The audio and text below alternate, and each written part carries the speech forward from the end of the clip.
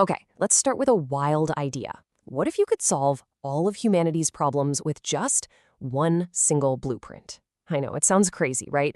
But that's the core promise of this really ambitious model we're digging into today. It's called the new Oasis for Life. And I mean, really think about that for a second. We're not just talking about, fixing the economy or sorting out healthcare. Nope. This is a model that claims to solve, well, everything. That's a huge, huge claim. So you have to wonder, how many problems are we actually talking about here? 21. Not around 20, but exactly 21 of our biggest, toughest challenges. I mean, that's not just ambitious, that's kind of mind-blowing. It's almost hard to believe, right? So what exactly is this grand plan? And where did it even come from? Well, this whole blueprint comes from a group called Lifechanyuan, and they've got more than one name for it, actually. The source uses a few different names, and they're all they're pretty evocative. Okay, so what is it really? At its core, it's a new way of producing and living. It's described as, get this, everything from a utopia to a new Eden garden.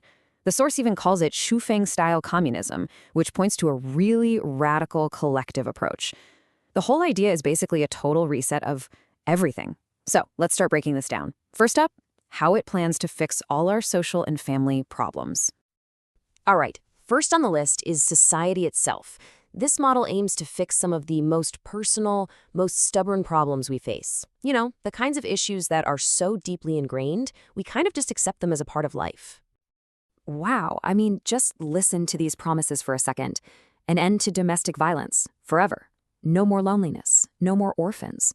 Women freed from daily chores, the elderly living their happiest lives. These are straight up utopian ideals, right? So how on earth could any of this actually happen? Well, the answer, according to the source material, all comes down to a really radical shift in economics. And this is it. This is the core economic principle that's supposed to make it all work. The idea is that everyone will have everything, yet own nothing. It's a bit of a head-scratcher, right? But what it's getting at is a system where absolutely everything is shared. There's no private property, which means boom, no wealth gap. You get access to anything you need, but you don't actually own it. And the thinking goes, if you do that, if you have that kind of economic reset, you also get rid of the root causes of things like drug abuse and gambling. Now, crime wouldn't just disappear completely, but the claim is it would drop by a massive amount. Okay, so if society is fixed, what about the rest of the world? Let's see how this whole vision scales up to global politics. All right, so the model doesn't just stop at our homes and communities. It blows up to a global scale, taking aim at, only the biggest drivers of conflict in human history: politics, religion, and nationalism. Just take a moment and really process what's being claimed here.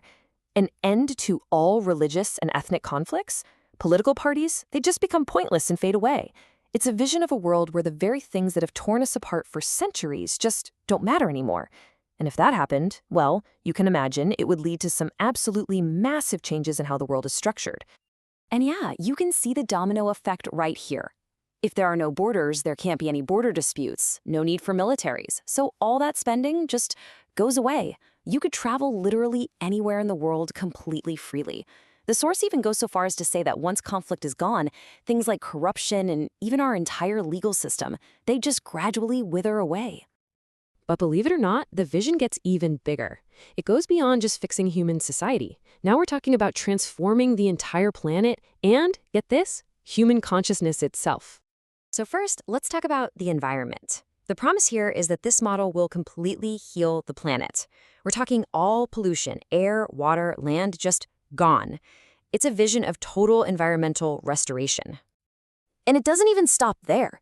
The source also promises an end to species extinction and an end to climate disasters. The human population would just naturally find its balance with the planet. But it's the very last promise in this whole section that really takes a leap way beyond the physical world. Okay, this might just be the most extraordinary claim in the entire model.